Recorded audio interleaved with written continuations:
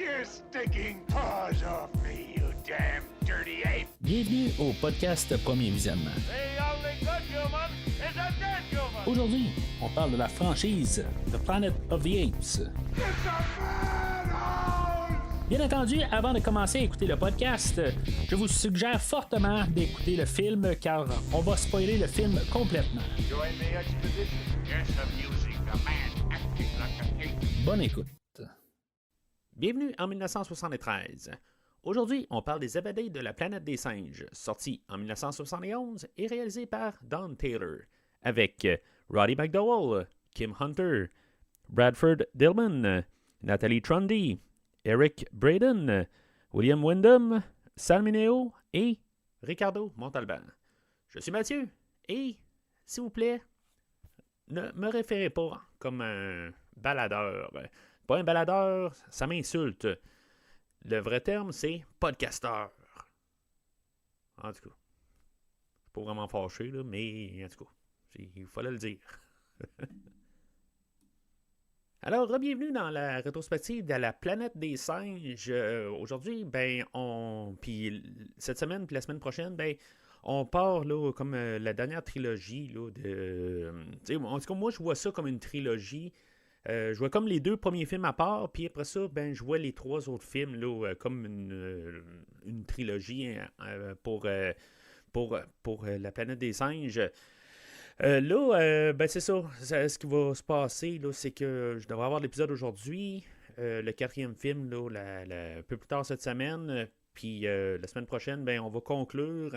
Si j'ai le temps, je vais essayer là, de faire tous les épisodes là, de la série, mais honnêtement, je ne penserais pas. Là, ce qui va se passer, là, c'est que ça va être un spécial au bout d'une semaine, à quelque part, là, que je vais faire la série, là, si je suis capable là, de le faire là, avant, là, en tout cas, le nouveau film, là, en tout cas, autant que possible avant le remake, là, pour une question là, de continuité. Là.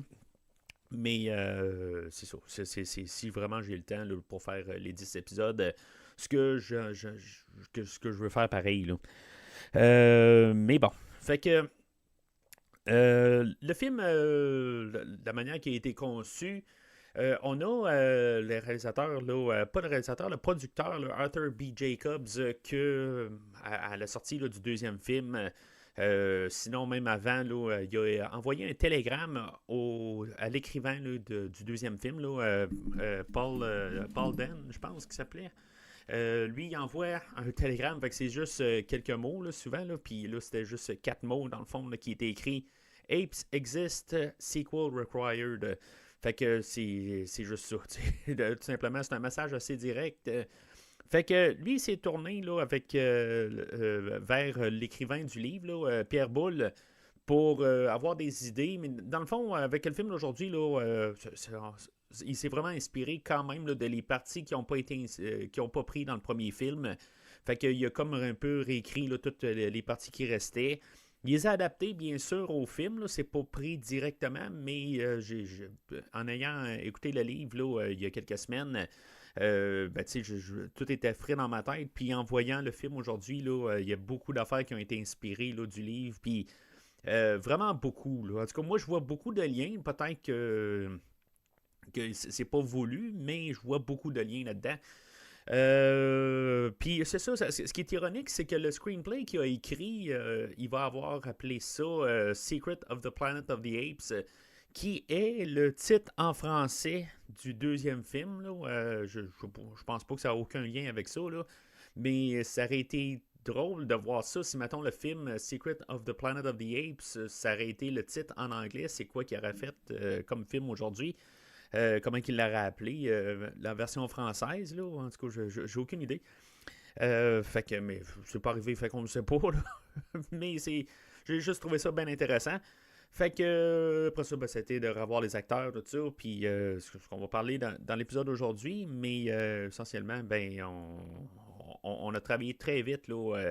On a filmé le film, là, en dedans de 6 semaines, genre la fin novembre jusqu'à le début janvier. Fait que ça a été très rapide pour filmer le film. Puis il faut se rappeler là, que le film est sorti là, quand même là, en été là, 1970. Fait que, c'est vraiment là, assez là, un temps de courte durée, puis tout en remonter ça, puis de mettre ça à l'écran. Puis le film, là, dans le fond, il est sorti même 4 mois plus tard, là, dans le fond, au mois de mai. Fait que c'est ça, c'est vraiment pas long, mais puis en plus, ben, comme le dernier film, ben le budget a été encore rétréci là, du dernier film. Puis dans le fond, on a descendu à 2 millions. Ben, c'est un demi-million de moins, mais ben, comme on va parler aujourd'hui, ben, ça l'aide, là, le fait là, d'avoir enlevé pas mal plein de personnes là, dans les maquillages, qu'on va avoir juste essentiellement 2 singes dans le film d'aujourd'hui, puis qu'on est rendu plus avec juste des acteurs, là, puis monter ben,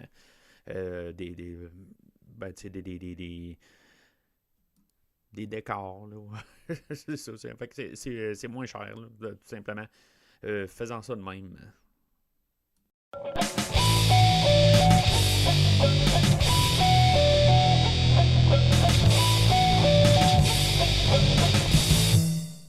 Alors, selon Wikipédia, voici le scénario selon qui est décrit sur ce site-là. L'histoire suit Zera et Cornelius, 2 astronautes chimpanzés venus du futur à bord du vaisseau du Captain George Taylor, le héros du film de la planète des singes. Confiés à l'armée américaine à 2 psychologues animaliers, les 2 chimpanzés se révèlent doués d'intelligence et dotés de la parole. Ils deviennent alors la coqueluche des médias et du public. Ils s'attirent également la haine du conseiller scientifique du président des États-Unis qui voit en eux une menace pour l'espèce humaine. Fait que aujourd'hui, ben, on va parler un petit peu de racisme, mais c'est pas vraiment. En tout cas, moi, je le vois pas vraiment. C'est tout ça un peu. C'était beaucoup ça, là, comme un peu là, dans les 2 premiers films. Là. Mais c'est comme. Je pense que c'est plus vraiment. Là, on va rapporter un peu là, le côté là, de. Ben, ouais, c'est ça peut-être à la base, là, le fait là, de. Que quelqu'un d'autre peut sortir qui n'est pas pareil comme nous, mettons, puis qui peut dominer la Terre, là, peut-être dans cette optique-là. Mais je pense que plus que ce qu'on regarde aujourd'hui, c'est plus l'idée de si, mettons, on pouvait retourner dans le passé puis changer quelque chose. Ben, est-ce qu'on peut le faire? Puis est-ce qu'on a le droit de le faire? Est-ce que, je veux dire, j'en parle souvent au podcast là, dans la science-fiction, là, que ça soit X-Men, Days of Future Past, que ça soit plusieurs affaires dans le fond, là, où ce que j'ai déjà parlé là, de ça, de retourner dans le passé puis changer des affaires du passé. Ben, est-ce qu'on peut le faire? Puis même, on va nommer là, des choses dans le passé là, pour changer des affaires, des choses qui se sont vraiment produites, comme le roi Hérode là, dans le temps pour empêcher là, la naissance là, de Jésus-Christ. Là, puis on arrive, puis on tue tout un massacre là, dans la population de tous les enfants, tout ça. Puis que finalement, ça n'a rien changé. Les affaires de même. Fait que, c'est toutes des affaires qu'on va explorer aujourd'hui que je trouve intéressant, dans le fond, de penser à ça. Puis, ça sert à quoi? Puis, ultimement, ben, ce qu'on apporte aujourd'hui, puis peut-être dans la même idée là, que Jésus-Christ, comme j'ai dit, ben, que ça ne l'a pas empêché, là, malgré là, qu'on essaie de changer les choses, ben, que des fois, le futur est tout simplement écrit et que les choses doivent arriver comme qu'ils doivent arriver. Fait que je pense que c'est pas mal ce qui va faire en sommaire là, les idées pour le film d'aujourd'hui.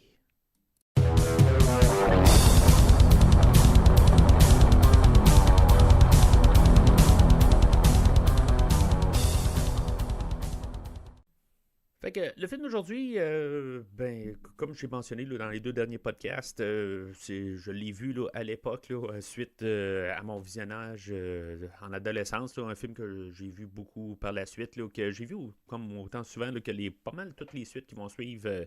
C'est comme ça va tout ensemble pour moi. Là, c'est vraiment tout. Aussitôt que j'écoute le 3, il faut écouter le 4 puis le 5, puis en tout cas, ça finit de même. Là, puis c'est ça. Fait que techniquement, il y a peut-être les 2 premiers films que j'ai vus plus souvent. Là, ben, dans le fond, le deuxième, parce que je l'ai vu à part. Là, en tout cas, c'est juste ça, mais toutes les autres, là, c'est pas mal en bloc, là, dans le fond. Mais c'est ça. Fait que pour me préparer, ben, tu sais, comme que j'ai parlé là, la dernière fois, j'essaie de vous montrer ça là, à l'écran. Là, ben, tu sais, j'ai lu finalement le livre écrit là, par IW, là, les comics, là, dans le fond, qui était un crossover avec IDW, excusez.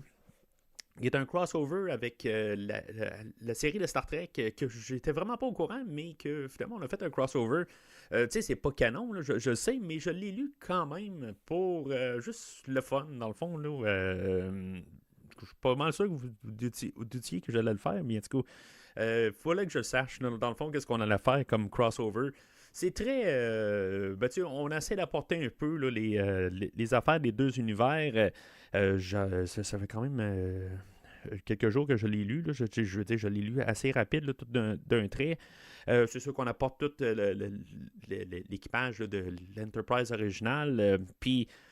C'est pas mal basé sur l'histoire de Star Trek qu'eux autres finalement ben, ils croisent ils suivent des Klingons pour finalement que les Klingons, eux autres on a des caméos là, de Core, je pense, là, Klingon, là, qui était dans la série originale là, qui a fait quelques épisodes. Puis, dans le fond, qu'eux autres, ils ont accès à un univers parallèle, puis que finalement, ben, que dans cet univers parallèle-là, ben, on tombe dans l'univers de la planète des singes. Puis, on tombe juste après le premier film où ce que Taylor, lui, s'est ramassé en face de la Statue de la Liberté. On voit pas Brent du tout. C'est vraiment, ça se passe entre les deux films. Puis finalement, ben, l'Enterprise tombe à se faire une... ben, je ne veux pas dire une amitié, mais une collaboration avec George Taylor. Que finalement, ben, il réussit à le trouver là, sur la plage, pas longtemps après avoir vu là, la statue de la Liberté. Puis après ça, ben, c'est pour lui, Taylor, lui, il veut empêcher ça. Il va essayer de prendre le contrôle de l'Enterprise pour finalement anéantir les singes, puis que l'homme reprenne peut-être sa place sur la planète. Puis, tu sais, en tout cas, finalement, ben, il trouve un peu un compromis, là, tu sais, à quelque part, techniquement, ça fit dans l'histoire. On n'a pas réinventé, on n'a pas vraiment réinventé. Il y a un gorille là-dedans qui marche, que lui, il est plus, ben, tu sais, qui est prêt à faire la guerre, là, dans le fond, là, pour... puis que tu sais, dans le fond, que c'est comme un peu peut-être le méchant de la série là, qui va embarquer là-dedans. Puis c'est ça. Fait que finalement, ben, ça finit que, tu sais, avec la collaboration de Starfleet puis George Taylor, ils se ramassent à rencontrer Zira et Cornelius. Puis, tu sais, ils commencent à parler là, de le slingshot effect là, pour peut-être retourner dans le temps, puis des affaires de même. Puis, tu sais, c'est juste quelques carreaux, là, dans le fond, ce qui parle de ça. Puis, tu sais, dans le fond, c'est juste pour installer là, l'idée. Puis qui revient à la toute fin de l'histoire, où que finalement, ben, ils ont réussi comme à reprendre là, le vaisseau de George Taylor, puis que ça finit pas mal, où ce que les autres vont partir en orbite, puis ils vont voir la planète exploser, comme qu'on va savoir dans le film aujourd'hui, qu'est-ce qui s'est passé de leur point de vue, puis que ça finit là, avec le dernier carreau, là, que finalement, ben, ils décident là, de repartir là, dans le temps, puis d'essayer là, de voir si, mettons, ils peuvent pas peut-être changer le cours de l'histoire ou quelque chose en même là. En tout cas, pour peut-être arranger les choses, puis que ça finisse pas là, aussi mal que ça, comme que le film de la dernière fois là, a terminé. Fait que c'est ça, c'était le fun à lire, tout ça, mais si vous n'êtes pas fan de Star Trek, puis au pire, si mettons vous êtes vraiment fan de la planète des singes, peut-être c'est une introduction à Star Trek pour vous. Mais ça reste juste un comic à lire. Bon, c'est le fun. C'était le fun de juste voir un peu. On essaie d'aller chercher. Taylor va dire une coupe de lignes là, qui ressemble un peu. Là, je pense qu'il va parler là, des baboons, puis qui est fâché, des affaires de même. Il y a quelques lignes qui ont passé. Là, ils ne me reviennent pas directement là, en vous parlant maintenant. Mais c'est juste un peu savoir qu'on est. Ramener un peu les greatest hits là, rapidement pour les deux franchises, pour finalement les unir. Mais comme je dis, ça sonnait plus comme une histoire de Star Trek qu'une histoire de la planète des singes. Fait que, tu sais, même s'il se passe avec, sur la planète des singes, tu sais, c'était plus une histoire de Star Trek. Mais tu sais, c'est sûr que c'est tout le temps ça, en embarquant deux franchises ensemble, qu'est-ce qu'on fait, de quel côté qu'on embarque, puis pour que ça embarque, que ça ait du sens. Fait que, puis c'est ça, tu sais, dans le fond, ils sont 2000 ans dans le futur, mais dans un univers alternatif, puis tu sais, en tout cas, c'est tout un peu, là, c'est du n'importe quoi, mais c'était le fun à lire dans le fond, là, juste pour suivre un peu. Puis tu sais, voir un peu comment on pourrait techniquement arriver là, à l'histoire d'aujourd'hui. Fait que le film d'aujourd'hui, ben c'est ça, il commence avec nos chimpanzés là, qui ont repris là, la navette de George Taylor et que finalement, ben ils se ramassent là, sur le rivage là, et l'armée américaine là, va les accueillir. Puis, honnêtement, ça me fait penser à le livre, dans le fond, la manière qu'il finit, où ce que finalement, Taylor et sa famille arrivent sur Terre, puis que finalement, ben, il y a un jeep de l'armée qui vient les rencontrer, puis que finalement, ben, que, finalement le soldat de l'armée, là, celui qui conduit la jeep, je me rappelle plutôt, c'est la personne là, qui accompagnait, dans le fond, se ramasse à être un singe, là, je me rappelle pas si c'était un gorille ou quoi, là, mais c'était comme le punch là, qu'elle revenait sur Terre, puis que finalement ben, l'espèce humaine avait été remplacée là, par des singes. Mais c'est ça, fait que c'est une manière qu'on a. Je trouve que ça fait penser à ça, là, le fait que c'est l'armée américaine qui rencontre. Mais ça a du sens aussi, mais sauf que ça me faisait penser quand même à la finale. Puis que c'est juste, on inverse les rôles. Puis ça va être beaucoup ça. Comme je parlais, qu'on a rapporté des affaires pour du livre. Ben, ça va être beaucoup ça. On a juste changé, dans le fond, que c'est plus George Taylor qui est là dans le. Ben, c'était Ulysse Munro, je pense, là, dans le livre. Ben, que c'est pas lui, en bout de ligne, que c'est les singes qui vont vivre. Puis il y a beaucoup d'affaires là, qui vont avoir été apportées dans le livre là-dessus. Puis pas mal toute la synthèse de l'histoire. Là. Fait que c'est ça, c'est comme bon, l'armée américaine est un peu frappée par l'idée qu'il y a trois chimpanzés qui sont là au lieu là, de trois astronautes. Ils vont même parler quelque part là, qu'il y a trois astronautes, puis dans le fond, on oublie carrément là, l'astronaute Stewart du premier film. C'est comme dans leur tête, il y a juste eu trois personnes. Fait que, tu sais, mais en même temps, je pense qu'on en avait parlé là, la dernière fois, que c'est ça, on oublie Stewart là-dedans, puis en même temps, ben, on va avoir utilisé le temps du deuxième film, on va dire, se sont vraiment rendus en 39-55 et non en 39-78 ou 79 là, 78 dans le premier film. Fait que, tu sais, c'est un détail de même, mais là, tout d'un coup, on l'a comme officialisé que là, c'est là où on s'en va avec le 39-55, puis c'était pas une erreur la dernière fois, là. Peut-être aussi c'est l'écrivain du livre là, que lui a pris, du film, que lui a pris ses notes du deuxième film, puis qu'il est parti avec ça, là, mais bon, c'est ça change absolument rien, honnêtement, là, l'équipement de George Taylor n'était pas correct. Quelque part, ben, il était pas correct, mais en même temps, il était retourné c'est la navette qu'ils ont revenu avec. Puis pas celle-là de Brent. Aussi, si mettons c'était celle-là de Brent, ben je pense qu'on confirme de toute façon que c'était celle-là de George Taylor. Fait que c'est une continuité là, qui se sont vraiment toutes fourrées là-dedans. Mais bon, c'est pas plus grave que ça. Fait que, dans le fond, on a notre suite, aussitôt qu'on a la révélation là, de les trois chimpanzés qui sont des. Ils trouvent un terme, là,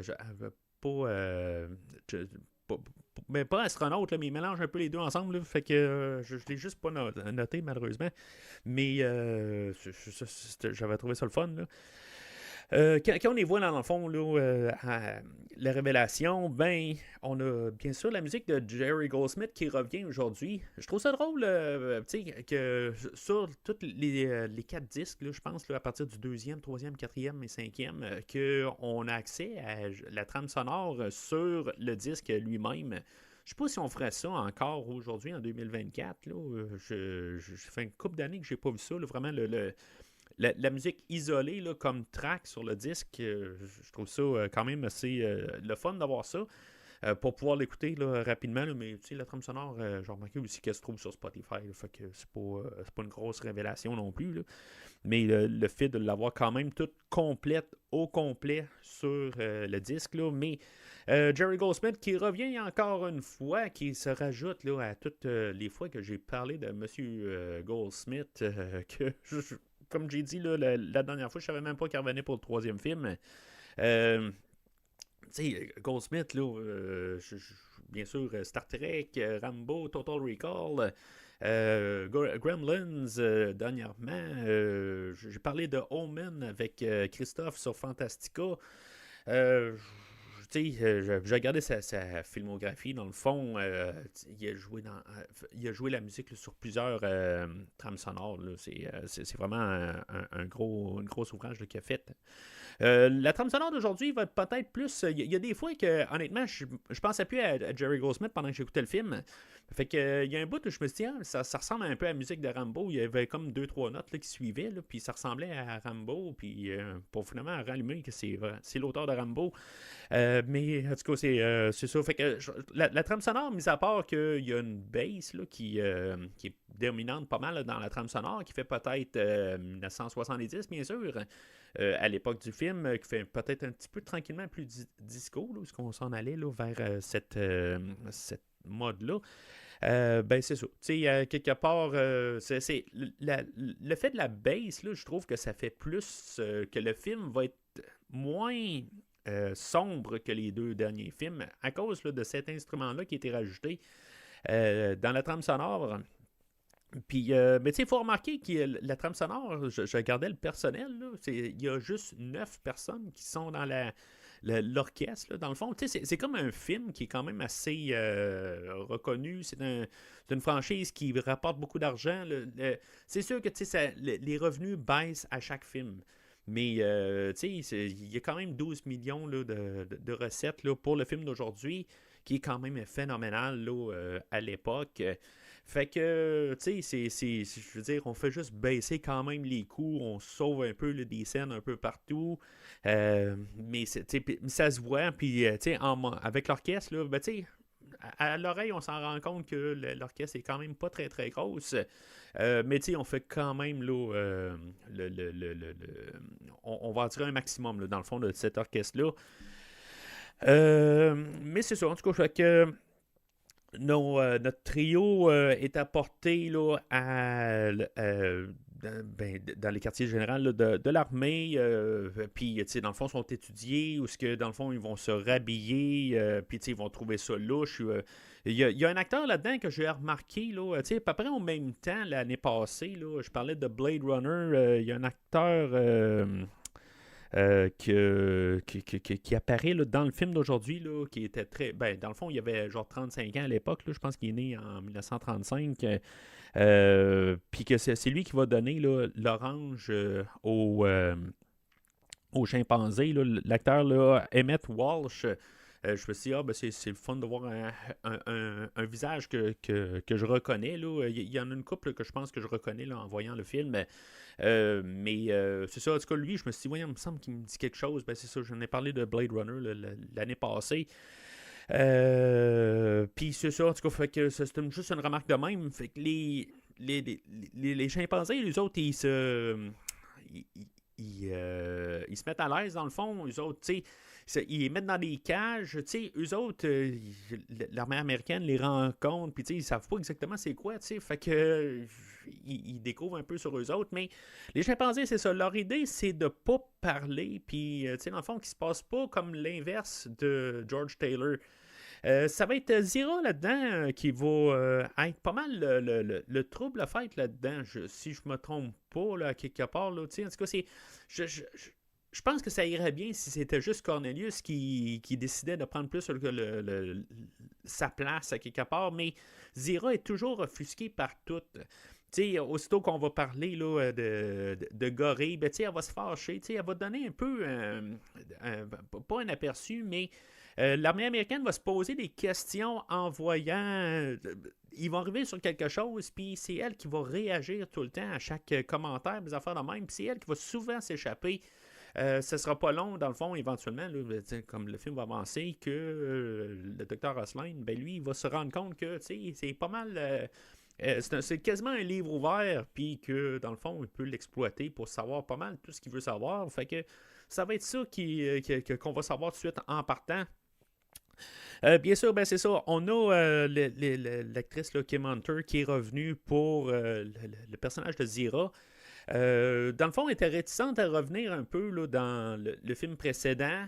Roddy McDowall était occupé à filmer un film comme réalisateur la dernière fois, mais là, il revient là, pour de bon, dans le fond, parce qu'il revient, comme j'ai dit, il revient pour le film aujourd'hui, les 2 suites, puis il revient pour la série télé là, qui va avoir qui va être 10 épisodes, là, mais il revient là, jusqu'à la fin, là, à partir d'aujourd'hui.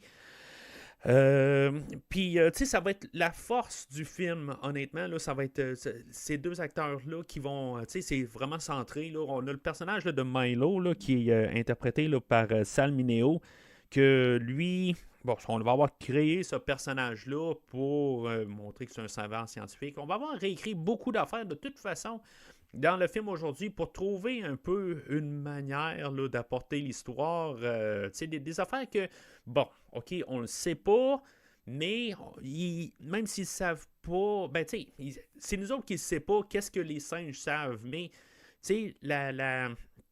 pendant le premier film, ben, on savait qu'ils ne savaient pas que les humains étaient là avant. Il y avait des théories, des affaires de même. C'est sûr que pendant tout ce temps-là, peut-être que Cornelius a réussi à savoir des affaires, là, quelque part, mais on sait qu'à la fin du premier film, dans le fond, toutes ces recherches ont été abolies par le docteur Zaius. Fait que, en tout cas, ça n'a pas vraiment de sens. De toute façon, ça n'a pas vraiment de sens qu'ils ont réussi en tout ce peu de temps-là. Même si c'est des mois, là. C'est comme impossible là, d'avoir réussi à avoir été chercher la navette dans l'eau.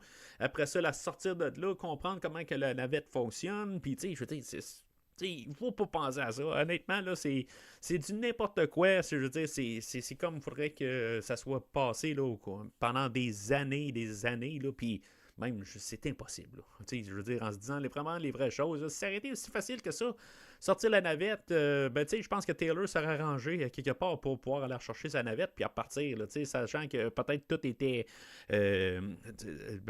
à l'épreuve de l'eau quelque part, puis qu'il n'y avait pas de problème, puis peut-être même juste à replonger un petit peu dans l'eau, puis juste qu'il y a une manière là, de faire évacuer l'eau, puis à repartir juste de même. Là, c'est n'importe quoi, là, mais faut pas y penser. C'est comme le dernier film.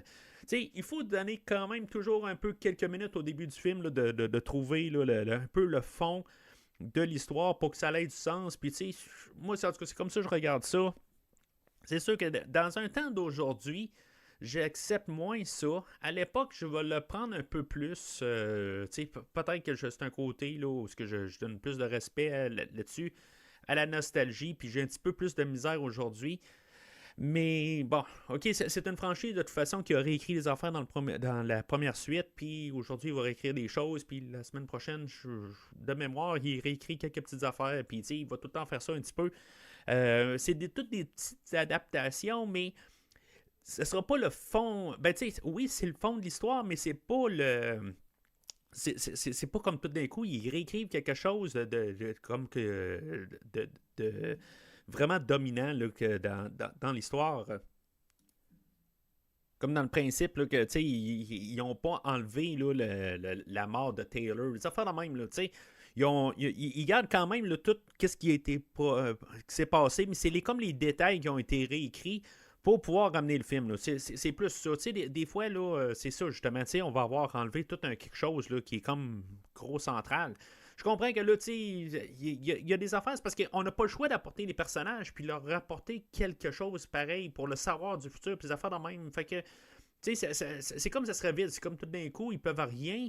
Ben, ce serait comme il se passerait rien en bout de ligne. Si maintenant ils ne pouvaient pas rapporter qu'est-ce qu'ils savaient pas vraiment, mais ils n'ont pas le choix de trouver un peu le compromis. Peut-être que c'est Milo aussi qui a découvert ça, que lui, qu'on connaît pas du tout. Fait que lui, il a pu apporter des savoirs, des affaires de même aussi. On peut rapporter ça là-dessus. Que finalement, ben, dans tout leur voyage spatial, des affaires de même, que Puis ben, c'est peut-être juste Milo qui a fait ça pendant tout le premier film. Aussitôt que nos trois astronautes ont quitté le navire, voyons, le vaisseau, ben lui, il a pris son équipement de plongée, puis il est tout de suite allé chercher. Là, tu sais, si maintenant Taylor serait resté sur la côte, là, peut-être 15 minutes, ben, il aurait vu Milo en train de ressortir avec le vaisseau. Là, tu sais, on peut réécrire ça de même. Là, en tout cas, ah, non, je veux dire, c'est très peu plausible, là, mais bon, si on peut réécrire ça de même, là, que Milo, il y a genre un autre. Il vient peut-être d'un autre village, quelque part qu'on n'a jamais vu aussi, qu'eux autres sont un petit peu peut-être plus avancés, des affaires de même, puis qu'il allait avoir finalement une rencontre plus tard, mais que peut-être aussi, justement, l'équipe de Milo, eux autres, ils travaillent un peu à part dans un autre village, tout ça, puis qu'ils savent que le village qu'on a vu dans les deux premiers films, ben, qu'eux autres, ils veulent pas approcher ça, ils se disent, eux autres, là, sont partis dans leur religion, leur culte, des affaires de même, on veut rien savoir. Fait que c'est ça un peu l'idée aussi. Peut-être que les autres, ils ont peut-être plus de technologie dans leur village. Ils viennent peut-être d'ailleurs, comme je dis. On ne le saura jamais. À moins qu'on ressorte là, une bande de livres ou de n'importe quoi, d'adaptation de comics, des affaires de même. J'ai juste en fait des recherches rapides là, sur le premier film. Là, en tout cas, je sais qu'il y a des livres finalement qui ont été sortis là, sur le premier film. Là. Il y a même Landon qui a eu son histoire là, par la suite, là, même s'il était opéré là, dans la tête. Là, mais c'est à partir du premier film, là, pas sur le livre. Là, mais c'est à partir aussi en spin-off un peu là, dans le côté livre. Quelque chose qu'on pourrait faire. Honnêtement, là, je n'ai pas vraiment d'intérêt à continuer ça, là, mais je vous donne juste mon opinion que je pourrais expliquer les choses. Fait que ils sont comme à la zoo, ben tu sais, dans le fond, ils sont comme l'endroit où ils gardent des animaux. Ils sont placés à côté là, d'une cage à gorilles, puis c'est là qu'on a l'introduction là, des deux personnages là, de Louis et de Stevie. C'est drôle, quand on regarde les noms rapides de même, c'est comme si on a inversé les noms de hommes et femmes. Là. En quelque part, on a inversé les noms. Ben, c'est parce que Louis, je vais penser à Robocop, puis Stevie, ben, je vais penser à Stevie Wonder au pire, ou c'est un nom qui est généralement plus masculin, là, mais bon, ok, elle, c'est Stéphanie plutôt, là, puis c'est un diminutif, là, mais c'est comme ça je vais penser là, tout de suite en voyant les deux noms là, rapidement. Mais c'est ça, fait que eux autres vont être apportés, eux autres c'est des vétérinaires là, en bout de ligne, là, aussi ils appellent des psychologues là, d'animaux, là, mais c'est ça qui sont essentiellement. Ça retourne un peu la situation avec le docteur Zero, qu'est-ce qu'elle était dans le premier film, ben, c'est qu'elle rencontre l'équivalent, dans le fond, pour voir quasiment c'est quoi l'opposé. Eux autres, ils vont être, dans le fond, ils vont tomber comme en guillemets en amour avec, là, je veux dire, ils vont retrouver là, des alliés là, avec ces deux personnes-là. Dans le fond, Lewis, lui, il va faire des tests, savoir là, des tests d'intelligence envers nos trois chimpanzés. Il va faire un test visuel, puis, tu sais, je le vois faire les tests visuels, là, honnêtement, là, en ayant écouté le film 2 fois, je regardais les blocs, ok, c'est beau, je pense que ça commence avec un cube bleu, c'est beau, je vais le pointer, mais là, après ça, il met genre 5 affaires, puis elle est capable de les pointer. On m'a déjà perdu à quelque part, là, j'aurais pas été capable de les pointer, mais c'est le principe de l'idée, là, je n'ai pas fait remarquer vraiment, peut-être que les autres se sont mis des notes là, pour pouvoir les pointer. Est-ce qu'elle pointe vraiment les 5 bonnes affaires? Je sais pas, c'est-tu 5 affaires, c'est-tu 7, c'est-tu 2? Honnêtement, j'ai pas vraiment remarqué, c'est juste pour montrer là, que j'ai pas remarqué ces affaires-là, puis je remarque pas ça du tout. Mais à quelque part, elle va le faire, puis elle est capable de remettre les affaires dans la boîte, tout ça. Puis, en tout cas, ça démontre un peu un signe d'intelligence, contrairement peut-être à un chimpanzé normal. Tandis que c'est ça, mais avec tout ça, ben, elle ressent le besoin là, de s'extérioriser, là, puis de lui dire qu'arrêtez de nous niaiser. Ben, je veux dire, on est capable de parler, puis c'est tout. Ils vont essayer de faire juste promener une banane là, au visage, puis là, ils vont se demander pourquoi que elle est en train de l'attendre, puis elle va répondre, ben, parce que j'aime pas les bananes. Puis, tu sais, à quelque part, là, en tout cas, je veux dire, c'est sa personnalité. Puis, ce qui est le fun, c'est qu'en bout de ligne, c'est ça, c'est sa personnalité, puis on va utiliser sa personnalité pour avancer dans le film. C'est pas... c'est jamais Cornelius qui va s'échapper en bout de ligne. Il va s'échapper dans quelques lignes une couple de fois de temps en temps, mais c'est vraiment elle qui est trop impulsive. Puis c'est ça, en quelque part, qui va éventuellement là, amener à leur perte, mais c'est ça, en quelque part. C'est ça qui fait que on peut comprendre les personnages parce que justement, c'est pas comme tout d'un coup, elle s'échappe, puis après ça, elle s'échappe plus, puis là, tout d'un coup, on met tout. C'est Cornelius qui change ça. Plus, c'est pas une affaire sexiste du tout là, que je fais, c'est que juste, c'est le personnage. Là, je veux juste qu'on me comprenne là, que là, je suis pas en train d'attaquer Zero parce que c'est la femme du couple. Là, c'est vraiment pas ça. C'est vraiment le côté que. Elle, c'est sa personnalité, puis c'est ça, elle est juste comme ça, puis c'est ça qu'on va exploiter. Tandis que Cornelius, ben, tu sais, comme qu'il va répondre un peu plus tard, là, ben, peut-être que c'est ça un peu, puis on va jouer avec ça. C'est peut-être qu'il va dire, bon, ben, puisque elle, c'est un peu plus qu'elle, elle va de l'avant, ben, c'est que Cornelius, lui, que quand ils vont se ramasser devant la commission d'enquête, ben, ils vont dire est-ce que l'autre peut parler, puis lui il va répondre ben c'est quand elle va me laisser parler, là, c'est quand j'ai son ordre. Peut-être que c'est un peu ça, mais à quelque part c'est ça, c'est leur personnalité. Lui il suit le plan.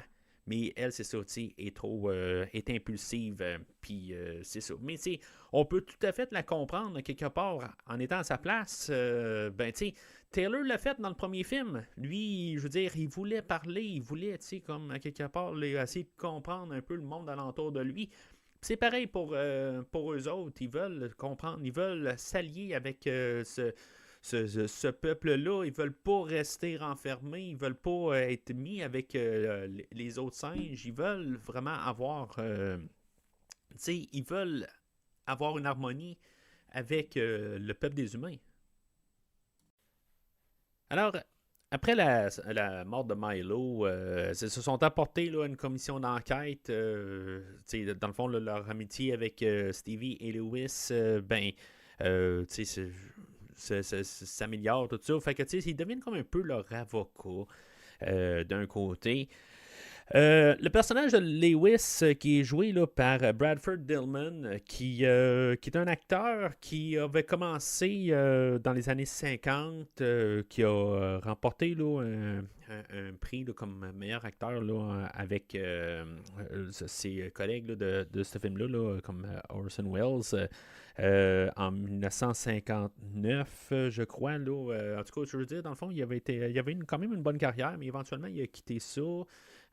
Qui est allé travailler là, pour. Dans le fond, je pense que c'était pour la Fox. Il était allé travailler ailleurs. Il a fait beaucoup de télé. Éventuellement, il s'est ramassé quand même là, à faire des films là, dans la fin des années 60, début 70, là, dans le film d'aujourd'hui. Puis il a continué à faire là, des films là, pour jusqu'en 1995, là, quelque chose de même là, pour Murder, She Wrote. Je ne me rappelle plus le nom. Là, le nom ne me repasse pas par la tête. Là, mais c'est une série télé là, qui passait là, dans les années 90, là, un peu dans le même temps, là, qui avait beaucoup de films de Colombo, des affaires de même. En tout cas, c'est le temps. Là. L'acteur il est décédé là, en 2018. Puis l'actrice qui fait le personnage là, de Stevie, ben elle a joué dans le dernier film.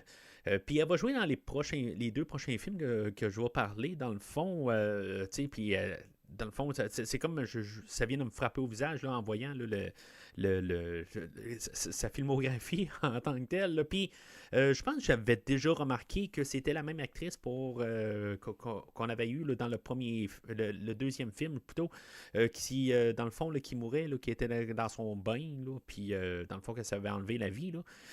Puis c'est comme la même actrice qui revient, mais là on la déguise avec des lunettes. Puis tu sais, Puis elle va réapparaître dans les prochains films là, avec comme l'actrice là, de soutien avec Roddy McDowall qui va être qui va faire comme sa femme quelque part.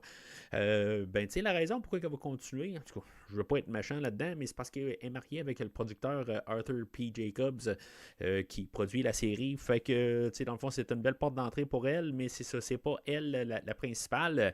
Ce que j'aurais à dire du duo en tant que tel, là, elle a fini en passant là, en 1974, dans le fond, là, de sa carrière d'actrice, puis éventuellement, elle est décédée là, il y a quelques années, je pense en 2019. Là. Mais le duo, honnêtement, ils sont fonctionnels. C'est pas. Même si Dillman a été récompensé à Cannes, c'est correct comme acteur. Je trouve pas qu'ils ont vraiment. Il n'y a pas grand-chose au film, honnêtement. De toute façon, c'est pas eux autres là, qui sont la star du film. C'est pas eux autres qui tiennent le film.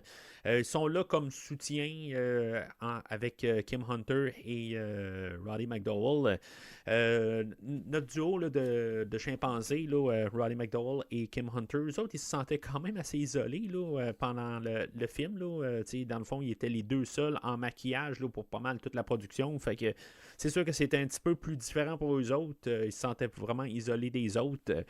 Mais c'est ça, à quelque part, on a.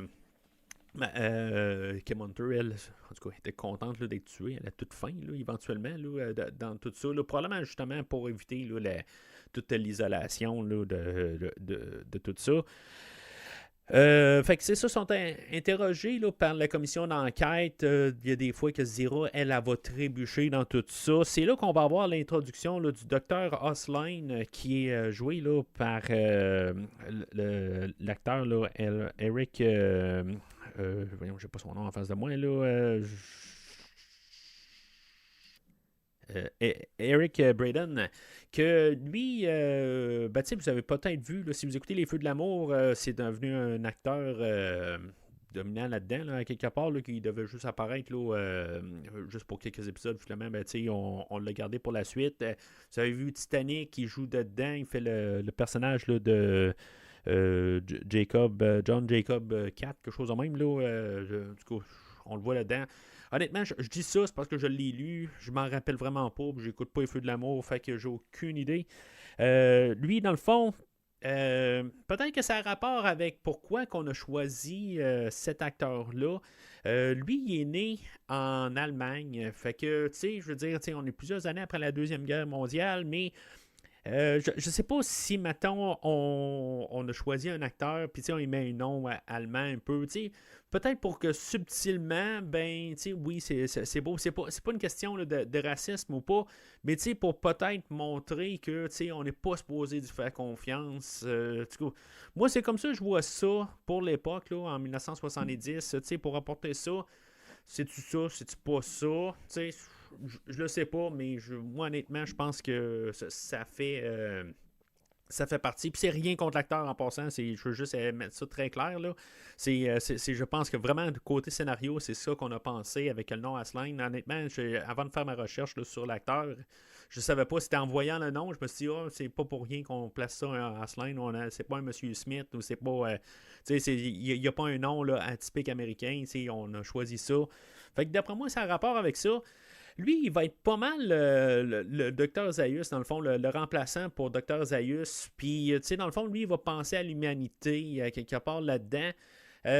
Encore une fois, peut-être pour, encore comme le Dr Zaius dans mon écoute pour le podcast, je peux pas autant sympathiser avec lui ou le comprendre autant que le Dr Zaius, peut-être parce que c'est un humain, c'est pas une autre espèce, mais il va rapporter un peu les mêmes affaires. Là. Ça, c'est peut-être moi, là, quelque part, qui l'interprète de même. Là, je suis coupable là-dessus. Mais à quelque part, c'est parce qu'on va le voir aussi vraiment tuer un enfant là, à la toute fin du film. Là. Fait que c'est un petit peu dur un peu là, de le pardonner. À quelque part, on n'a jamais vu Zaius tuer quelqu'un. C'est peut-être pour ça que Iceland, il est comme un peu la coche un petit peu plus. Là. Peut-être, c'est peut-être pour ça que je sympathise moins avec lui. Mais je comprends son point de vue. Puis il y a même des bouts. Puis je pense que le bout où j'ai plus un peu embarqué avec le personnage, c'est qu'il pense pareil. Il y a un peu plus tard dans le film, il va avoir une discussion avec le président où ce que le président va lui demander, tu sais, je veux dire, est-ce qu'on a le droit de tuer un enfant chimpanzé pour peut-être qu'est-ce qu'il va faire plus tard. Puis, tu sais, il va arriver puis il va dire, ben, j'y pense beaucoup depuis un certain temps, j'essaie de comprendre ça, j'essaie de... Tu sais, on voit qu'il y a quand même quelque chose avec le personnage qui a été écrit, peut-être des choses que je n'avais pas remarquées vraiment là, dans mes écoutes précédentes. Je pensais qu'il était plus assoiffé quasiment de vouloir les assassiner, les trois. Puis même à la toute fin, tu sais, à quelque part, même s'il se le fait dire qu'il il est comme ordonné de ne pas tuer les trois singes, puis tu sais, dans le fond, il se limite vraiment à tuer l'enfant. Ultimement, c'est lui qui tue Zira aussi là, d'un coup de feu. Mais c'est comme il avertit, parce qu'il aurait pu tirer là, n'importe quand, là, comme vraiment tirer en les voyant, il aurait pu tout de suite les tuer, là, vraiment les assassiner sur le coup. Mais c'est ça, à quelque part, il est vraiment comme. Il essaie de comprendre, puis. C'est ça que j'apprécie beaucoup là, dans mes deux écoutes là, pour le film aujourd'hui, pour le podcast aujourd'hui, qu'il y a quand même un petit côté trois-dimensionnel avec que lui, il voit comme la survie de l'humanité. Est-ce que, si mettons, ils peuvent changer les choses à cette place-là, puis comme j'ai parlé tantôt, ben, ce qu'on a apporté, là, le roi Hérode là, à l'époque, là, est-ce que ça l'a apporté, ça l'a absolument rien changé, puis c'est ce que le président des États-Unis va y apporter, mais c'est ça. Tout de suite, à partir là, des premières scènes, là, le film qui s'appelle Hustline, là, moi je pense que c'est vraiment comme un peu le côté pour que tout de suite on le cible, lui, qu'on lui dit, t'as peu, là, lui, il faut pas y faire confiance là, pour, dans le fond. Là. Puis encore une fois, c'est pas une question raciste, mais je pense que ça. C'est juste un peu dans le subconscient, peut-être pour l'auditoire américain qui est capable de voir un Hustline, ils vont dire, t'as peu, là, lui, il s'appelle pas, comme j'ai dit, un Smith ou un nom là, plus américain, quelque chose de même, que là, lui, il faut le watcher. Je suis pas mal sûr que ça doit être pour ça. Mais c'est ça,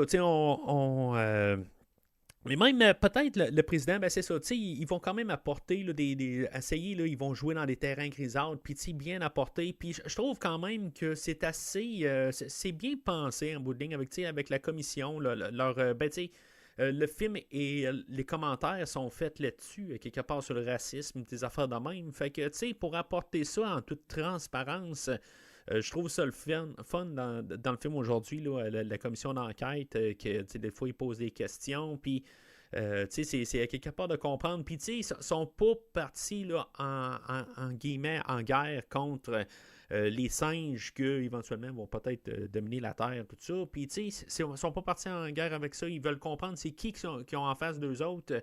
Ils ne savent pas encore pour ce qui se passe avec dans le futur de l'humanité et tout ça. Ils ne savent pas tous les éléments à ce moment-là. Mais toute la manière que ça va évoluer là, pendant le film, je trouve ça quand même le fun, c'est quand même assez transparent. Ils veulent savoir beaucoup. Ils vont pousser, ils vont peut-être faire des méthodes qui sont pas très très orthodoxes, des affaires de même. Ça, c'est correct, ça. Mais je trouve ça le fun que l'autre côté, ils sont pas comme décidés, il faut les tuer. C'est juste, on a mis ça sur le côté à Hustline, que lui, c'est sa quête de les éradiquer s'il faut, là, t'sais. Fait que, c'est ça, à quelque part, ils sont aimés par la population. À quelque part, là, c'est surtout Cornelius qui, quand il arrive, puis qui dit là, que, je parle quand Zira me laisse parler. Puis, c'est tous des petits moments de même là, qui apportent que, éventuellement, là, la population, là, comme tombe en amour avec ce couple-là. Éventuellement, là, Cornelius et Zira, eux autres, ils commencent à prendre un peu je veux pas dire des plis humains, là, mais ils embarquent dans la société, qui est vraiment quelque chose qui est pris du livre original, où éventuellement, quand Taylor commence à communiquer avec eux autres, il est apporté, il va être habillé comme les singes, on va y trouver à l'intérieur, me semble, là, mais je dis Taylor, mais c'est Ulysse, là, dans le livre. Mais c'est ça, il apporte un peu cette séquence-là est très inspirée du livre, là, quelque part. C'est ça qu'Ulysse vit. Puis éventuellement, ben, quand il découvre que Ulysse, ben, il est sur le point d'avoir un enfant avec Nova, dans le premier livre, ben, dans le livre original, ben, c'est là où que ça se complique, la situation se complique. Puis, c'est ça, à quelque part, ben, c'est ça qui va se passer, là, mais c'est ça qui se passe dans le film aujourd'hui. C'est peut-être un peu trop rapide, je pense. Peut-être qu'on ça aurait été le fun de voir Cornelius, peut-être, genre, on le voit avec sa robe de chambre, peut-être de le voir un peu embarqué dans la culture américaine, peut-être un peu trop. On le voit en train d'aller voir un match de boxe avec Lewis. Puis, il va nommer ça de bestial quelque part. Puis, moi, j'embarque à 100% là, dans Cornelius. Je pense pas, à part avoir fait mes recherches là, pour Rocky.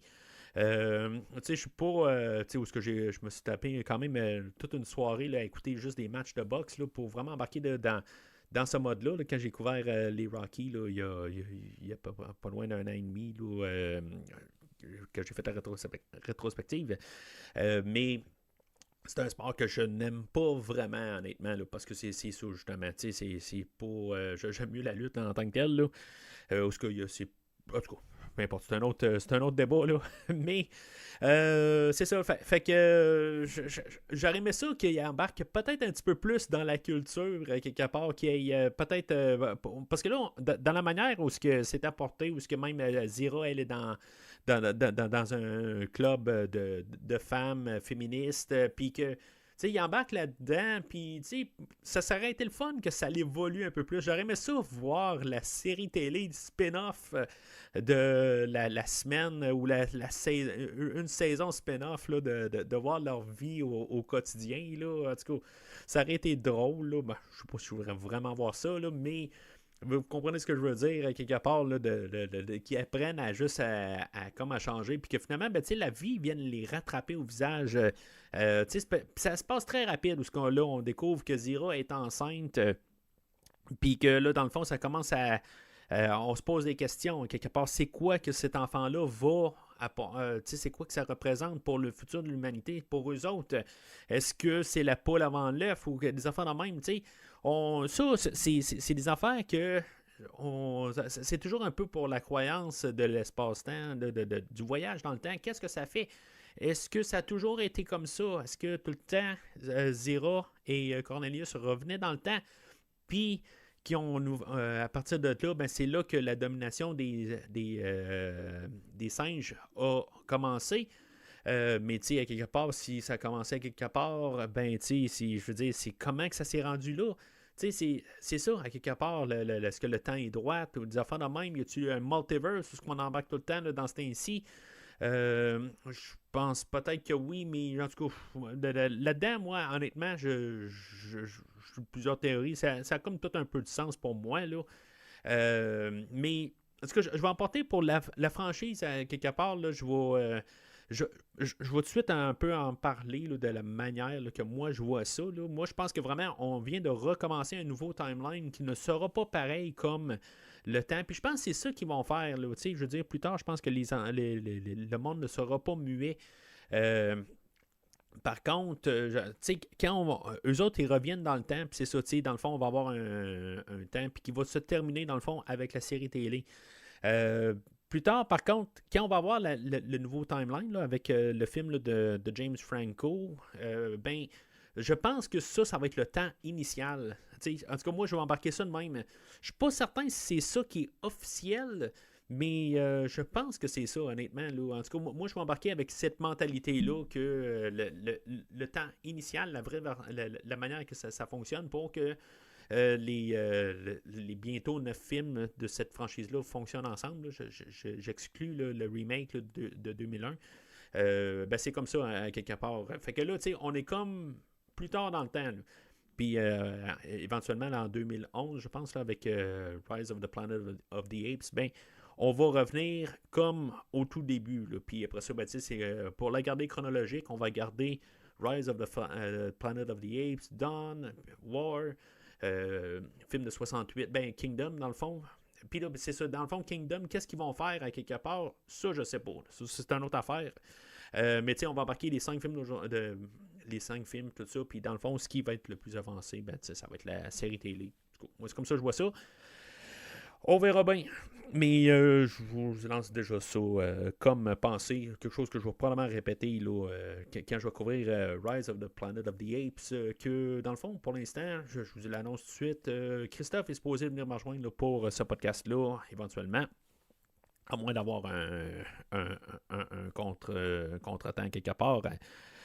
Fait que c'est ça, à quelque part, quand elle tombe enceinte, Osline réussit à interroger Zira parce qu'elle elle va s'évanouir parce qu'il se promène là, dans un musée, puis elle va tomber en face là, d'un genre de bête préhistorique là, qui ressemble beaucoup là, à un gorille. Puis c'est ça, à quelque part, ben, en embarquant dans la culture, là, ils appellent, ils sont introduits à du vin, puis c'est ça, à quelque part, ben, elle va tomber là, sous l'influence de l'alcool, puis elle va devenir un livre ouvert avec le docteur Osline, qui va ouvrir la porte à une deuxième commission où on va l'interroger encore plus là, que dans dans la première interrogatoire, puis essayer de savoir un peu plus. Là. Mais avant d'arriver à là, ben, on a Cornelius que lui, c'est ça, on a comme un peu réécrit que lui, dans le fond, on peut remplir là, pas mal là, tout ce qui s'est passé. C'est comme si avec le film d'aujourd'hui, là, on a fait toute la mythologie, là, on l'a pas mal mis en place de qu'est-ce qui s'est passé. C'est lui qui va expliquer qu'éventuellement, je pense que c'est dans le prochain film qu'on va voir là, que tout s'est passé là, de cette manière-là, qu'éventuellement, là, il y a une genre de bactérie, quelque chose de même là, qui va pouvoir tuer là, les animaux de compagnie, là, des humains, puis qu'éventuellement, ils vont domestiquer de plus en plus là, des singes, puis que finalement, ben, que les singes vont se révolter contre les humains. Quelque chose qui est pris carrément du livre, en bout de ligne. Dans le livre, il réussit à trouver des humains, puis comme, tous les humains ont comme ces idées-là repoussées dans leur cerveau. Puis qu'ils réussissent à faire des genres d'expérimentation sur eux autres, puis que dans le fond, ils sortent comme des souvenirs repoussés là, de plusieurs centenaires avant. Sinon, là, je pense que c'est genre 10 000 ans avant. Là, c'est vraiment là, démesuré là, comme temps, mais que c'est comme ridicule un peu que c'est comme des mémoires repoussées là, ou repressées. Là. Mais c'est ça, quelque part, c'est ça qui s'est passé en bout de ligne, puis c'est ça, c'est tiré carrément là, du livre là, de M. Boulle. Puis c'est ça, quelque part, les singes se sont tannés, puis éventuellement, ben, ils ont répondu non, puis c'est ça, dans le fond, là, qui ont fait, se sont révoltés contre les hommes. Puis c'est ça, c'est une réécriture des deux premiers films. Puis que quelque part, ben, ils ne savaient pas que les hommes étaient là en premier, puis des affaires de même. Peut-être que c'est Milo qui a apporté ça, que lui, de son côté, il avait déjà fait des recherches là, dans son village à part. Là. Puis, en tout cas, c'est toutes des affaires de même là, que on peut peut-être, au pire, se trouver une porte de sortie, puis que lui, il a tout appris ça là, à Cornelius là, quelques semaines là, avant d'arriver là, sur Terre ou en 1973. Mais c'est ça. Fait que c'est ça qu'ils font qui ont comme un peu réécrit. Puis, tu sais, c'est ça. Ça met la base, là. Puis, tu sais, plus que dans le fond, l'écrivain du film s'est fait dire, je pense, que là, on va avoir des suites, puis c'est tout. Ben, je pense qu'il s'est fait des portes de sortie parce qu'il faut pas oublier la fin du deuxième film. C'est quelque chose de comment tu fais pour sortir de ce trouble-là. Puis là, ben, tu tu trouves une super porte de sortie de qu'est-ce que tu vas faire dans le prochain film. Puis les films succédants. Là.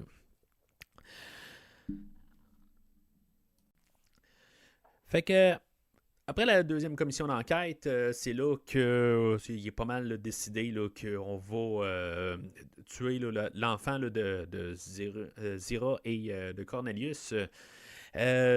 Bon, c'est ça, c'est le côté moral de faire ça, tout ça. Je veux dire, ça peut laisser une question.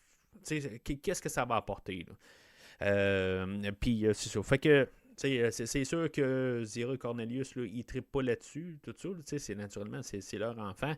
Fait qu'ils vont décider de s'évader. C'est Cornelius, dans le fond, là, qui va décider ça là, en bout de ligne, là, que c'est le temps. Puis il y a genre un préposé là, qui arrive, puis que finalement, ben, accidentellement, il va le tuer. Là. Je veux dire, lui, il arrive avec son plateau, puis dans le fond, il reçoit le plateau au visage. Puis d'après moi, il doit se cogner la tête au mur. Puis c'est ça, quelque part. Là, c'est un petit peu drastique comme idée.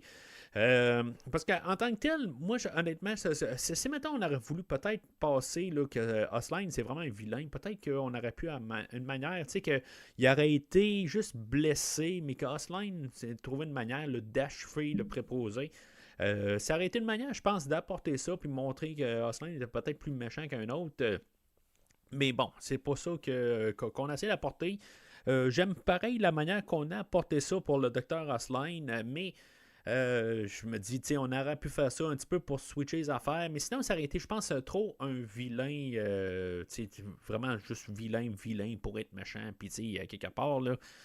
C'est juste que la manière c'est apporté avec le préposé, que lui, il reçoit juste comme le plateau au visage, puis qu'il en meurt, là, tu sais, je veux dire, il s'est pété la tête, là, on voit qu'il y a du sang, qui est collé en arrière de sa chevelure, là.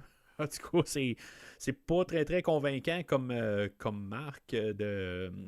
C'est pour montrer qu'il s'est fait tuer, mais bon. C'est. Je trouve juste ça que c'est ridicule. Mais bon, il a accidentellement tué là, le préposé. Ils vont se sauver de là. Il y a comme le garde de la grille d'entrée que là, il est tout le temps pogné avec le téléphone. Puis il y a quelqu'un qui passe juste avant Cornelius. Puis que juste pour peser sur le bouton, il dit bonne nuit Charlie. Puis là, ben, tu sais, l'autre s'en rend pas compte. Parce que Cornelius va y répondre là, encore bonne nuit Charlie. Puis là, il dit ouais, je te l'ai dit tantôt, tout ça. Fait que. C'est quand même des petits moments humoristiques. Il y a beaucoup quand même d'humour qui se passe là, dans le film. C'est beaucoup plus léger que les deux derniers films. Là, puis beaucoup. Là, on tombe dans un moment où ce que le film change de direction, mais que ça a évolué quand même assez là, vers là. Contrairement au le deuxième film, parce que le film, là, c'est vraiment, là, il chavirait d'un autre côté. Là, mais le film aujourd'hui, c'est ça, dans le fond, on s'en va vers quelque chose d'autre, où ce qu'on savait pas exactement. Ben, tu sais, on avait placé un peu les étapes pour se rendre à là. Le ton, ça devient un petit peu plus, quand même, plus sombre, tranquillement. Je veux dire, c'est comme si on est en poursuite, tout ça, tout va bien en général, puis là, tout d'un coup, ils doivent se sauver, là, parce que là, on parle là, de tuer l'enfant là, de Zira. Mais c'est ça. Ça reste quand même qu'il y a une évolution, puis tu sais, tout va quand même bien là, jusqu'à là, mais il y a toujours quand même un peu un fond de léger dans le film, puis c'est des petits moments de même là, où Cornelius il dit encore bonne nuit Charlie, tu sais. Fait que éventuellement, Stevie va retrouver Cornelius. Cornelius va revenir en arrière pour essayer là, d'avoir de l'aide. Puis finalement, c'est ça, il va tomber sur Stevie. Il va savoir qu'il a vraiment tué le préposé. Puis Stevie va les apporter au personnage de Armando. Que lui, c'est un. Lui, a un cirque. Puis qui est joué par Ricardo Montalban, que j'ai parlé il y a quelques semaines là, avec le personnage là, de. Je vais être doux sur vos oreilles, là, de Khan, qui est bien sûr un des personnages là, renommés là, dans l'univers de Star Trek, qui va faire un personnage là, vraiment différent de Khan là, dans les deux versions que j'ai parlé là, dans la série le Space Seed. Puis le film là, de 1982, c'est vraiment deux. C'est similairement là, le même personnage, mais l'interprétation de Montalban est vraiment différente. C'est vraiment pas le même personnage. Je pense que j'aime mieux son personnage là, d'Armando que le personnage de Khan. En tout cas, je veux dire, j'aime beaucoup là, son interprétation, puis le personnage. C'est comme tout exagéré, carrément. Là, lui, il vénère les animaux. Il y a même un bout tout ce qui arrive puis qui dit là, si mettons le destin de l'humanité c'est d'être dominé là, par les singes, j'espère juste que ça va être dominé là, par des singes là, comme vous. Les affaires de même, c'est complètement là, over the top là, comme personnage, mais je veux dire, j'adore vraiment la manière là, que Montalban joue le rôle.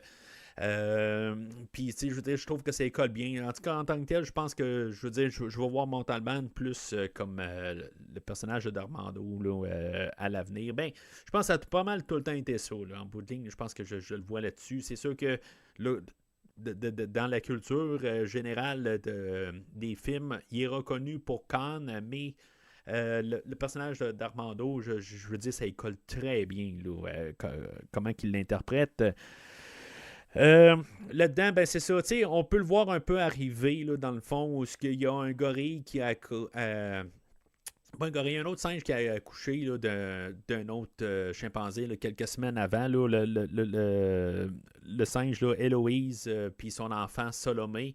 C'est assez cruel, là, quelque part. Pensez à ça, quelque part, où ce que Zira, elle, après avoir accouché, ben, elle va avoir trouvé une manière là, de communiquer avec Héloïse, puis de carrément échanger d'enfants, puis en tout cas, Héloïse, je sais pas comment qu'elle prend ça, à quelque part, là, je connais pas assez des singes, à quelque part, voir comment ils sont capables de prendre les singes des autres, puis voir si, mettons, comment ils sont capables de comme s'échanger des enfants pour qu'ils prennent soin des autres, mais bon.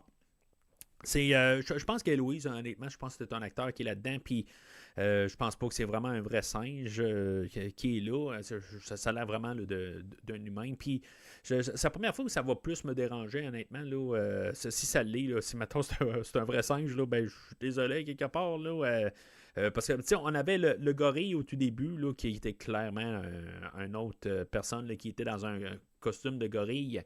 Tu sais, ça m'a pas à penser. On a eu 2001, l'Odyssée de l'espace, qui était, je pense, qui était sorti en 1969, film de Stanley Kubrick, où il y a justement là, des singes là-dedans, puis tu sais, où je pense que la planète des singes avait gagné là,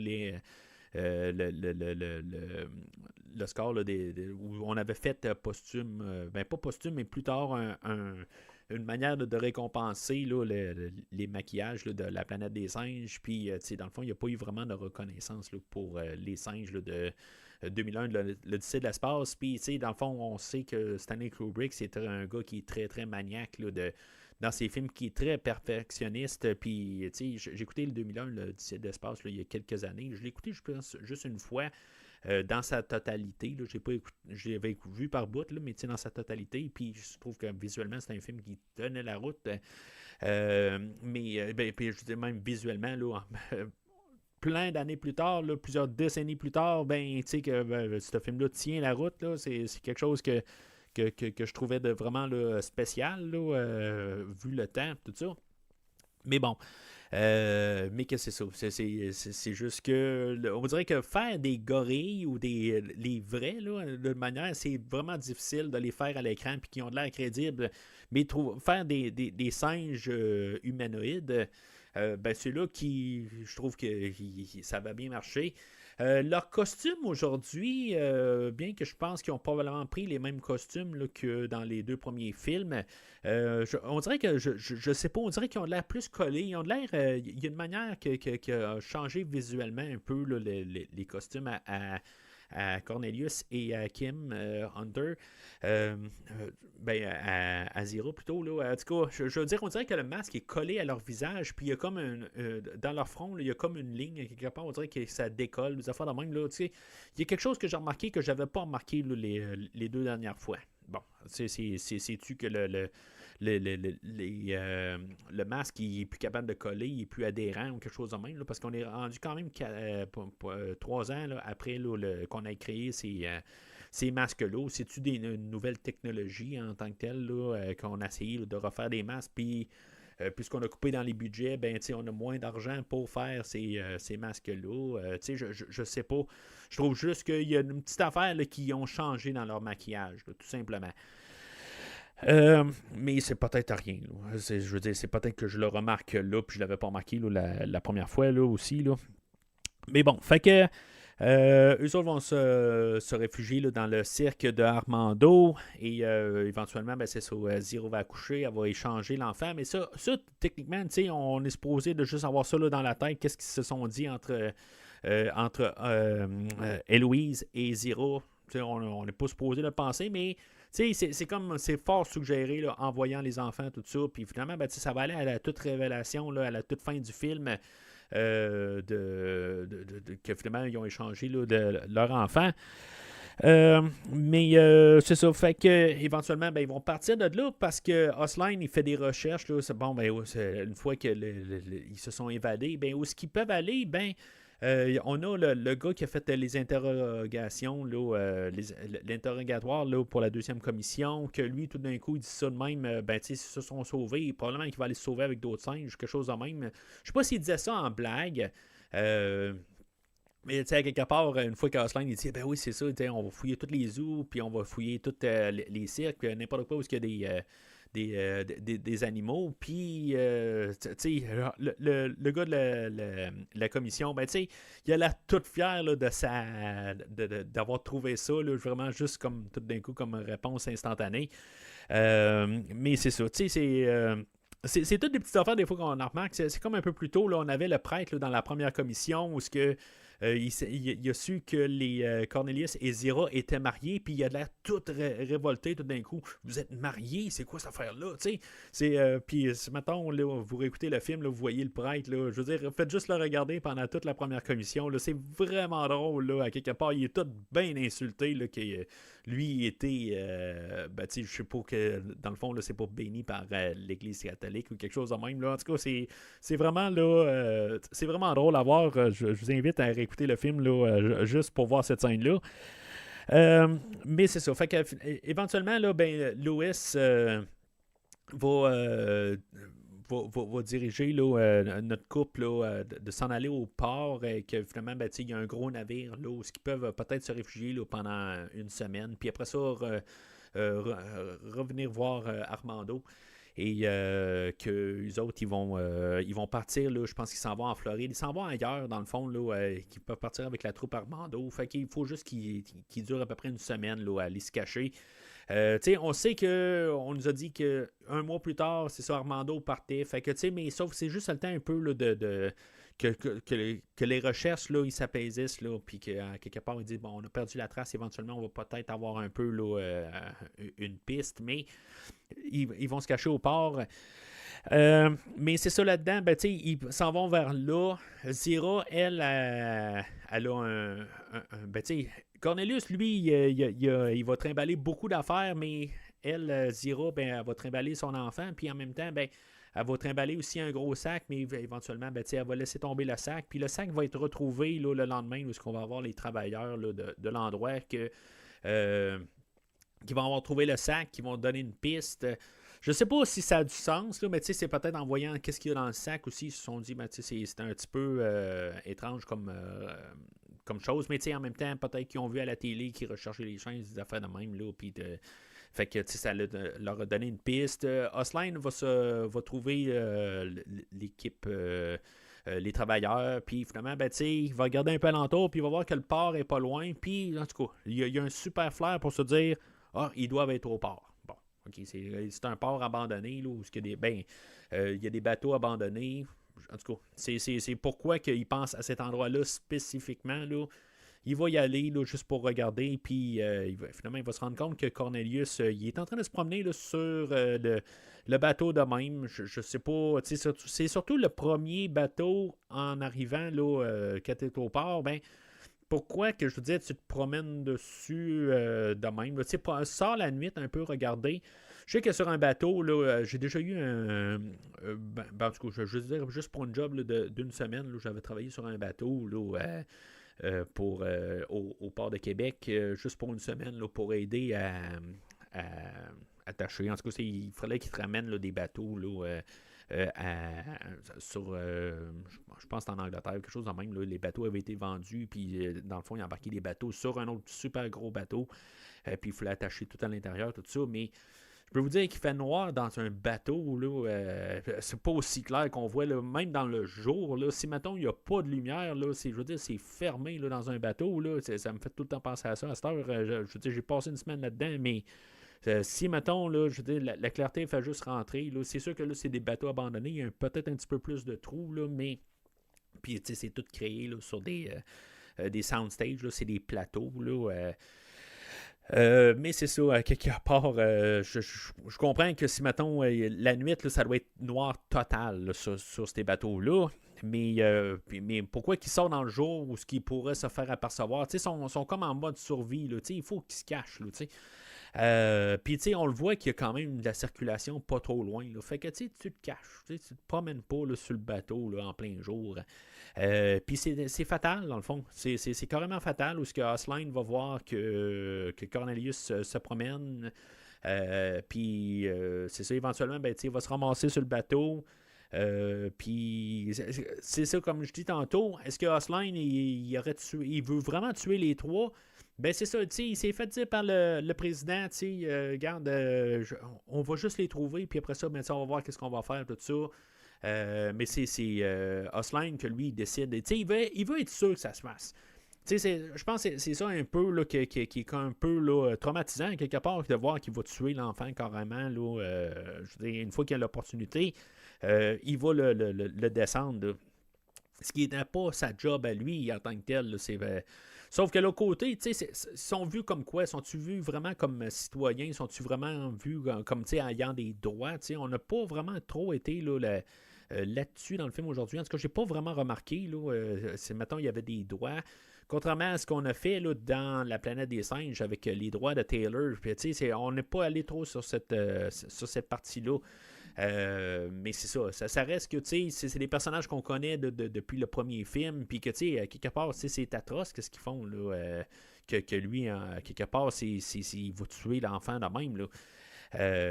Puis en tuant Zira aussi, c'est elle qui reçoit le premier coup. Il faut la remarquer. Là, ça se passe très très vite. Il faut noter que les films c'est des films généraux. C'est vu pour tout le monde, supposément en guillemets, pour toute la famille. Mais c'est avec les fins qu'on a eues, surtout avec la dernière fois, là, je sais pas, c'est pour un auditoire familial. J'ai vu ça dans mon dans mon adolescence, puis je sais pas si j'aurais vu ça là, vraiment là, le deuxième film surtout là, si j'aurais vu ça comme quand mon père m'a montré le premier film là, j'avais peut-être 7-8 ans, puis s'il m'aurait montré le deuxième film, est-ce que j'aurais pas réagi un peu là, un petit peu plus pas mal un peu plus là, mettons là, en tout cas. Mais la fin du film aujourd'hui, ben c'est ça. C'est quand même assez. C'est un autre fin choc qu'on a eu, là, qu'on commence à être habitué pas mal là, dans La planète des singes. C'est toujours un peu une genre de fin là, assez. Qui frappe.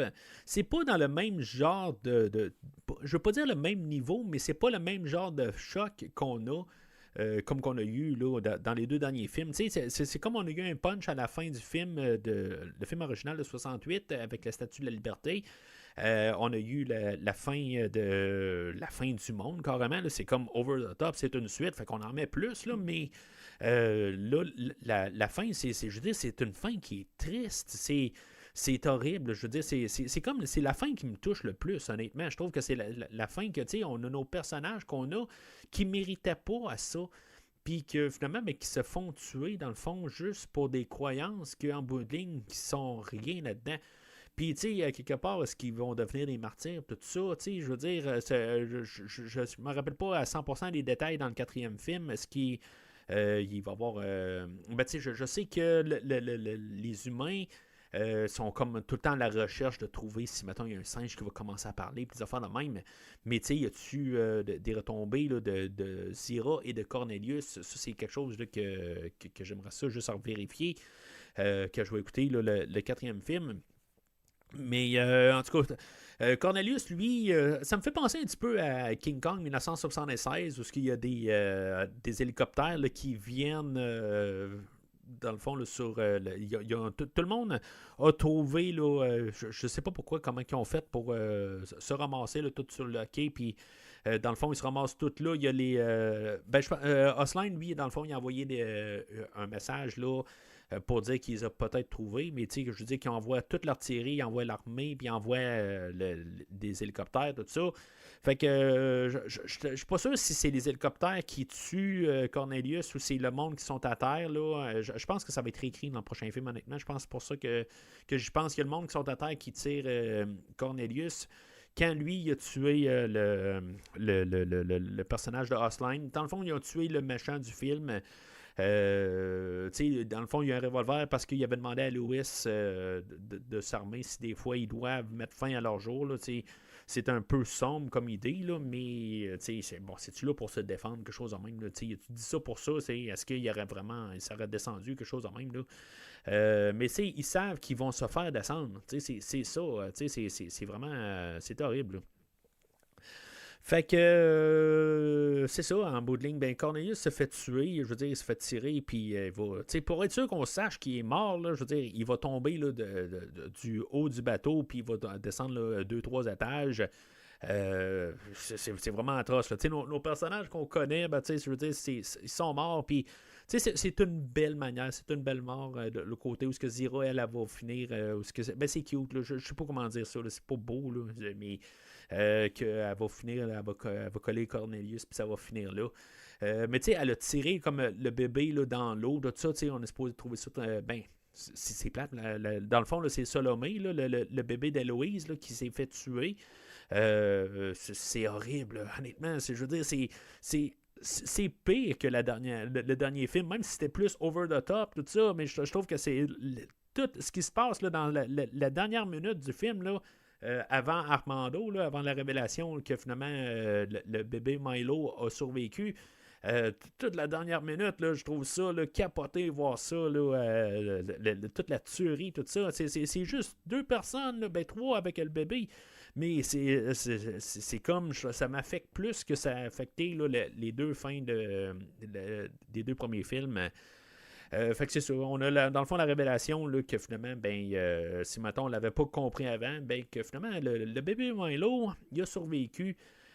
Puis que dans le fond, ça a fait notre super porte de sortie pas mal plus facile pour le prochain film à pouvoir écrire une suite que je pense que l'écrivain là, Paul Dan avait pour trouver une manière là, de faire une suite au film précédent.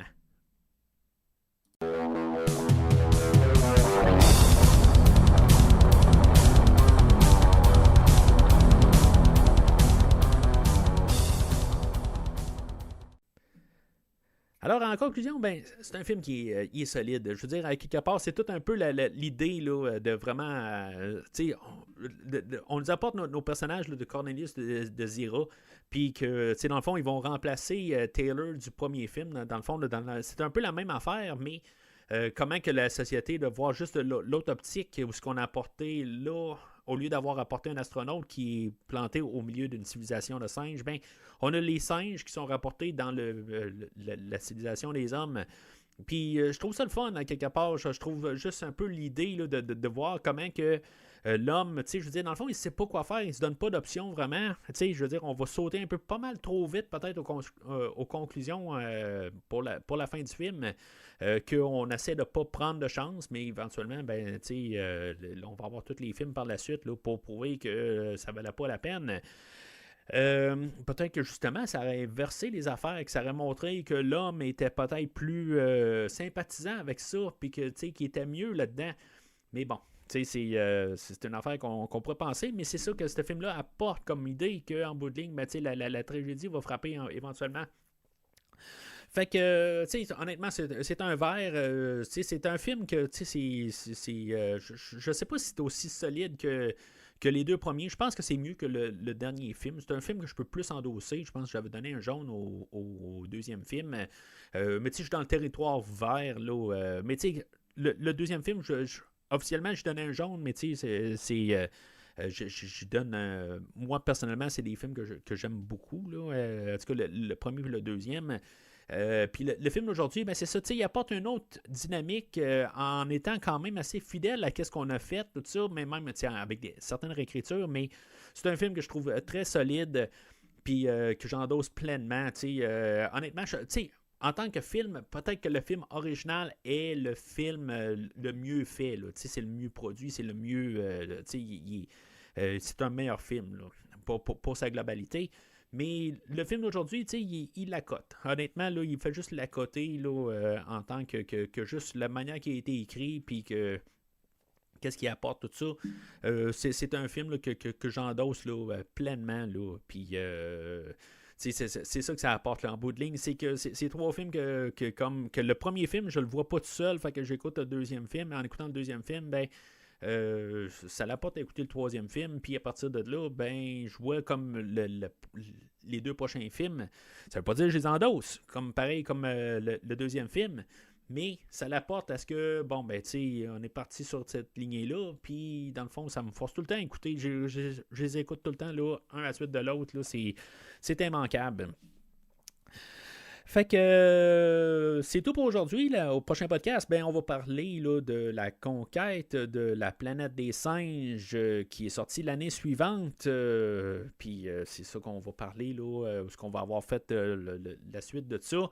C'est probablement un que j'ai hâte, peut-être le plus hâte de voir en tant que tel, avec ses commentaires, tout ça. Tu sais, à chaque film qu'on avance, là, j'aime ça revoir un peu les commentaires, mais on dirait que je me rappelle pas de grand-chose. Tu sais, les grosses lignes, je m'en rappelle, là, mais toutes en l'ayant là, fait pour le podcast, là, on dirait que je les redécouvre, puis tu sais, j'ai hâte de le redécouvrir. Je pense que c'est lui que je me pose des questions, comment que, tu sais, je sais que, tu sais, en bout de ligne, là, c'est... on veut, ben, ça va être comme la montée là, des singes, là, puis tout ça. Dans le fond, on va voir qu'est-ce que Cornelius a parlé dans le film aujourd'hui, mais quelque part, là, des idées. En tout cas, j'ai hâte de l'explorer, là, vraiment, là, le prochain film, puis pouvoir en discuter, là, bien sûr, au prochain podcast.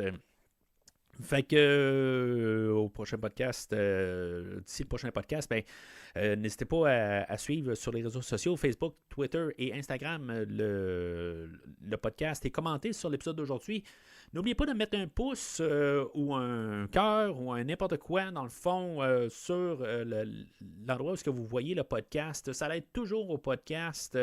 Je le dis pas assez souvent, mais c'est ça, quelque part, ça l'aide juste pour la visibilité du podcast en tant que tel. Là, ça fait 5 ans que je suis là, mais ça a toujours des nouveaux auditoires, là, ça l'aide beaucoup, tout ça.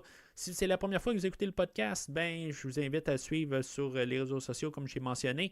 Et sinon, ben rendez-vous sur allez sur les premiervisionnement.com pour voir ce qui a été fait là, par le passé. Si maintenant il y a d'autres films que j'ai fait par le passé qui pourraient vous intéresser. Mais sinon, d'ici le prochain épisode, j'aimerais bien tout vous dire au revoir en vous embrassant, mais je sais, je suis trop laid.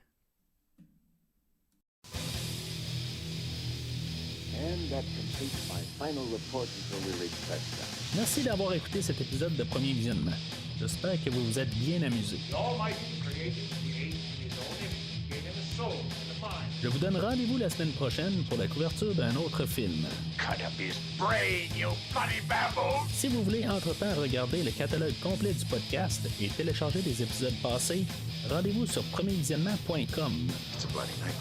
Vous pouvez aussi suivre le podcast sur plusieurs plateformes, dont Apple Podcast, Spotify, Podbean, Google Podcast, Amazon Music et YouTube. N'hésitez pas à donner une critique de 5 étoiles sur la plateforme de votre choix. Vous pouvez également suivre Premier Visionnement sur Facebook et Twitter pour rester informé de nouveaux épisodes.